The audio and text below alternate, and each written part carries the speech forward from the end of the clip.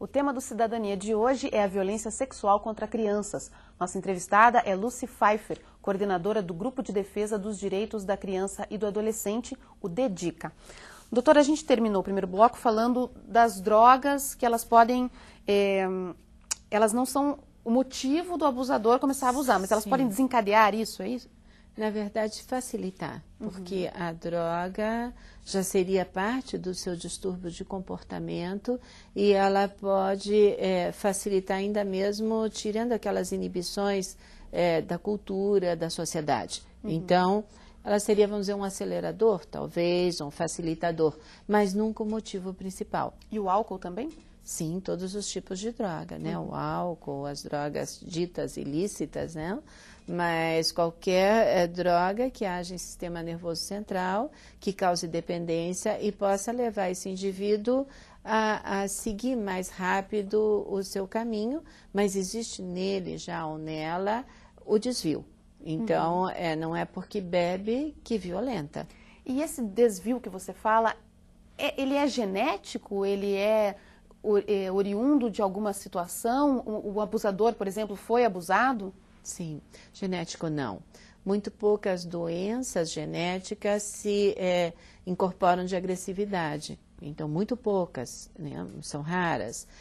Você vai ter aí um desvio da personalidade desse indivíduo por razões próprias da sua infância, por razões próprias da sua estrutura familiar e de como ele foi inserido na cultura e na sociedade. E, na verdade, é um desvio mesmo, né, de comportamento, mas isso não significa que ele foi abusado sexualmente. Então, mas de alguma forma a infância, a cultura, a família favoreceram para que esse aspecto doente aparecesse. E não necessariamente uma pessoa que foi abusada vai se tornar um abusador.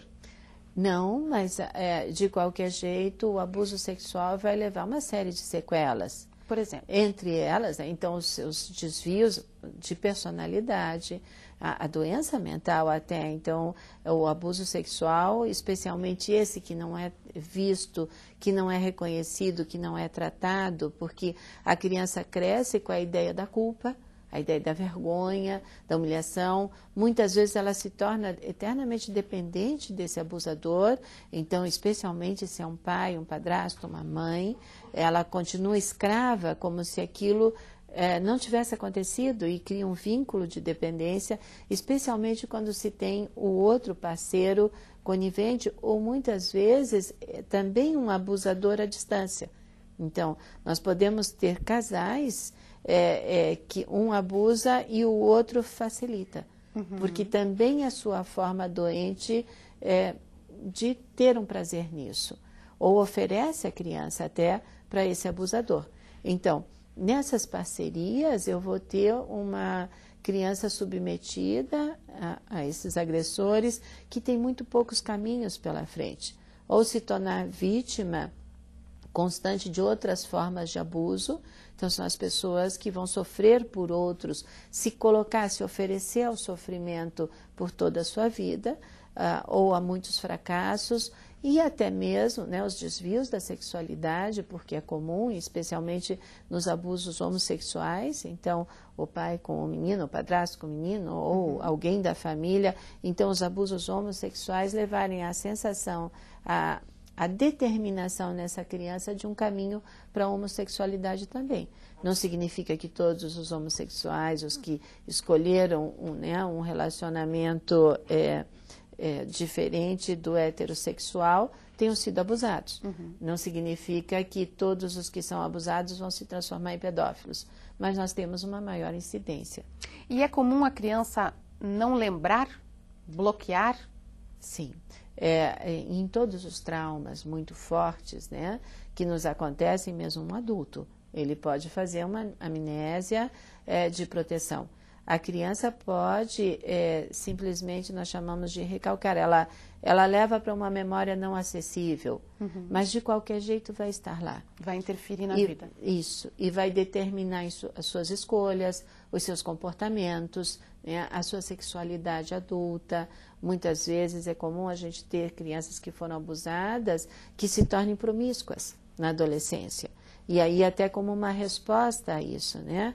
Com você não, mas se eu sou esse objeto, eu vou me oferecer ao outro como um objeto sexual. Então, esse vai ser o seu valor. Por isso, quando falamos em exploração sexual, nós temos que pensar também, né, exploração sexual na infância e na adolescência, que essas crianças, de algum jeito, estão colocadas ali depois de muitos abusos na sua própria casa. E aí, quando ela se torna rentável, um corpo rentável, ela passa para a exploração sexual. E isso, para ela, vai ser o normal, porque foi assim que ela cresceu. A gente falou que muitas vezes um dos pais, vamos supor a mãe, finge que não está vendo, né? Não quer ver o que está acontecendo. Mas uma vez identificado dentro de uma família, qual deve ser a postura do outro pai, da mãe ou do pai? Sim. Primeiro, sempre, né, uma avaliação cuidadosa dessa criança, até para que não se lance uma denúncia, a não ser no flagrante. Daí não tem, isso é polícia, isso é delegacia, isso não tem nenhuma dúvida, porque essa pessoa tem que ser contida. Né? E o abuso na infância, normalmente, ele é continuado, ele é progressivo e corre ao longo da vida dessa criança, destruindo toda a sua estrutura de personalidade. Frente a uma desconfiança, essa criança tem que ser avaliada. Nem sempre você vai ter sinais físicos do abuso, porque é muito comum os atos que são libidinosos, ditos libidinosos, que são tão destruidores como um ato sexual completo, mas que não deixe marcas, especialmente se esse abusador quer manter a sua vítima, então ele não quer deixar provas. Então é comum que, por exemplo, se vá ao Instituto Médico Legal, se tenha até um laudo negativo, porque não se deixou marcas físicas, mas com certeza as psíquicas estão lá, e num acompanhamento, em psicologia, em psicanálise, isso vai aparecer. Então, primeiro uma avaliação, se existe o flagrante, se existe a prova concreta, é delegacia, conselho tutelar e afastamento desse agressor da vítima. Agora, é importante para a vítima que esse agressor seja punido, porque às vezes, vamos supor, uma mãe descobre e ela apenas se separa do pai. Isso resolve para a criança, na cabeça da criança ou não? Ele tem Com certeza não. Porque, veja, fica aí a relação do certo e do errado. E não só punido, mas especialmente contido. Porque se estamos falando de uma doença, essa mãe se separa, protege a sua criança, mas ele vai procurar outra. Com grande frequência, ele vai procurar um outro relacionamento onde ele tem acesso a crianças, tanto que é comum, você tem notícias, um pedófilo preso por tanto tempo, ele sai e volta a abusar. Né? E essa pessoa tem que ser tratada? Ela pode ser tratada? É possível tratar isso, o abusador? Todos têm direito ao tratamento, né? Todos têm, mas infelizmente não se tem no mundo ainda uma medida concreta de tratamento e eficiência. Então, o que se tem são medidas de contenção.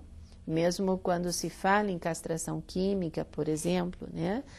Tirar do homem, através de hormônios, o poder da ereção, isso não é tratamento, porque a libido não está no seu poder de ereção.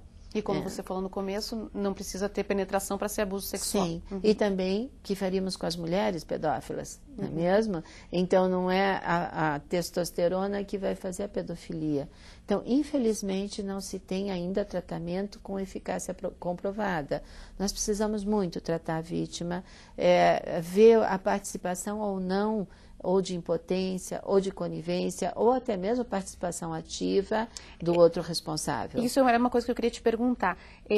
A pessoa que não faz o abuso sexual, mas ela também não impede, ela também pode ser responsabilizada legalmente? Com certeza, né? Porque se qualquer um de nós que tenhamos conhecimento de uma violência contra uma criança e que a gente não notifique, nós somos coniventes. Então, é importante e nós não precisamos ter certeza, não somos investigadores. Eu, como médica, como psicanalista, eu tenho um dever legal, né? As unidades de saúde, de educação e o ser humano em geral, né? Ele tem que proteger a infância. Então, a partir do momento que se sabe de um abuso e não se denuncia, no mínimo se considera essa pessoa conivente. Ela pode até separar essa criança, tentar proteger, mas esse abusador vai tentar chegar atrás, ir atrás e procurar essa criança, e por isso os meios de proteção legal têm que ser sempre acionados. E daí a investigação e tudo mais, aí já cabe à justiça. A senhora considera que a punição da justiça para esse tipo de crime é suficiente hoje? Na verdade, e é bem aplicada? Infelizmente, muito poucos casos de abuso chegam às varas criminais, muito poucos, né? Primeiro nós temos pouco diagnóstico, depois pouca denúncia e depois pouca agilidade nos processos criminais. Também essa criança muitas vezes só consegue contar do seu abuso quando ela se libera do abusador, na idade adulta. Muitas vezes, quando ela se percebe em dificuldades sexuais com seu novo companheiro ou companheira, e que daí ela vai procurar na sua história as razões daquilo. Então, infelizmente, hoje a Lei 12.015, que é de agosto de 2009, ela mudou muito, até as penas são severas, mas é muito difícil a gente ver essas penas serem aplicadas. Chegar até o fim, né? Sim. Doutora, infelizmente nosso tempo acabou. Muito obrigada pela sua participação. Quem quiser mais informações pode entrar lá no site do HC, né? Sim. .ufpr.br/dedica. Isso, com certeza. Eu agradeço muito a oportunidade e é sempre muito bom a gente falar de proteção de crianças. Muito obrigada. E o Cidadania de hoje fica por aqui. Participe do nosso programa mandando sugestões de temas. O endereço eletrônico é cidadania.tvsinal@gmail.com. Obrigada pela companhia. Tchau.